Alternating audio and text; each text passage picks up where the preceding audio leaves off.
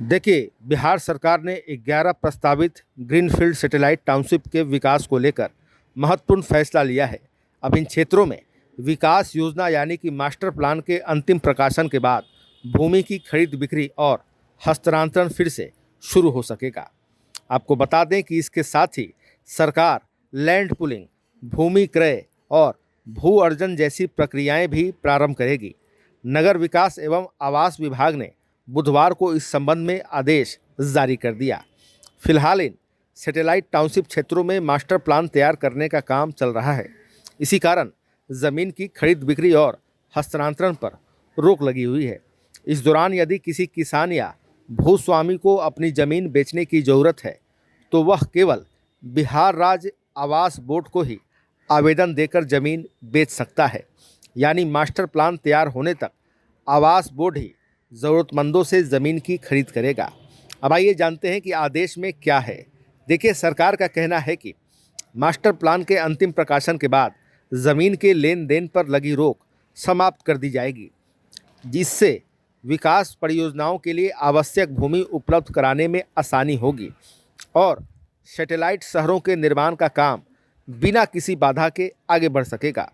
आदेश के अनुसार यह भी व्यवस्था की गई है कि यदि विकास योजना के प्रारूप प्रकाशन के बाद यह स्पष्ट हो जाए कि ज़मीन की खरीद बिक्री की अनुमति देने से विकास कार्य प्रभावित नहीं होंगे, तो बिहार नगर विकास प्राधिकरण अंतिम प्रकाशन से पहले भी इस संबंध में निर्णय ले सकता है। इससे आम लोगों, भूस्वामियों और निवेशकों को अनावश्यक इंतजार नहीं करना पड़ेगा। सरकार का मानना है कि इस निर्णय से एक और लोगों को अपनी ज़मीन के लेन देन में राहत मिलेगी, वहीं दूसरी ओर प्रस्तावित सैटेलाइट शहरों के विकास की गति भी तेज होगी। मास्टर प्लान लागू होने के बाद विकास कार्यों और भूमि संबंधी प्रक्रियाओं को साथ साथ आगे बढ़ाने से परियोजनाओं के समय पर पूरा होने की संभावना बढ़ेगी। अब आइए जानते हैं क्या बदलेगा।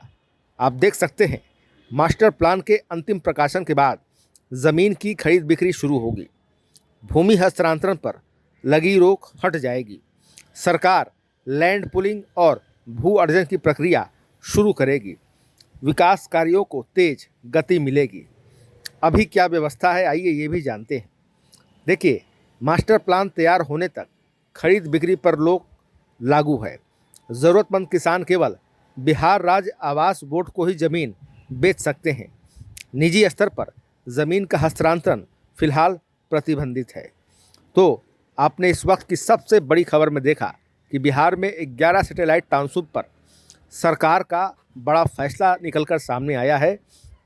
मास्टर प्लान के बाद हटेगी ज़मीन खरीद बिक्री पर लगी रोक।